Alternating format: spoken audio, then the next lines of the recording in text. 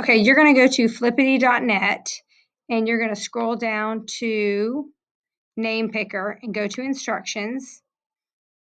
And then I like to use the spreadsheet right here. I find it easier to have all my classes on to one sheet.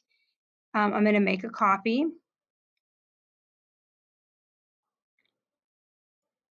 Okay, and I'm basically going to rename these for each of my class periods. And as you type your names, and notice the link already appeared right here. So you could just keep going depending on how many classes you have, okay? So when you're done, I would just name this. When you're ready to bookmark, just go ahead and click on this star right up here.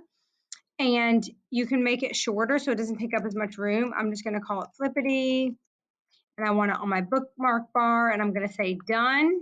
And then here it is. So it's very easy to access. Each day I can just go up, click here. And then from there, I can get my links for my class.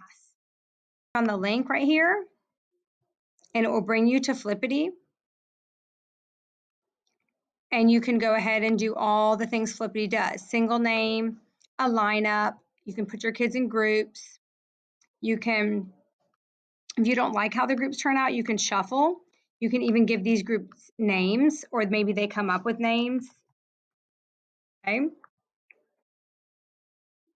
So these are all different ways you can use Flippity. You can come up with even a seating chart. You can move the spinner tool. I really like when you're calling on a person. Maybe they've talked in groups, they're discussing a question, you're ready for somebody to answer. Okay, Mark, give us your answer. The cool thing about having it all on one document, well, first of all, you just have one document to save and to bookmark, so you can always find it. And then also, if you need to get on and change any name, it's very easy just to go, and maybe David moved, so I'm going to get rid of David. Or maybe I found out that Bruce maybe goes by his middle name and I need to change it. So it's very easy to change and modify. Just bookmark it so you can find it easily. Hope that helps.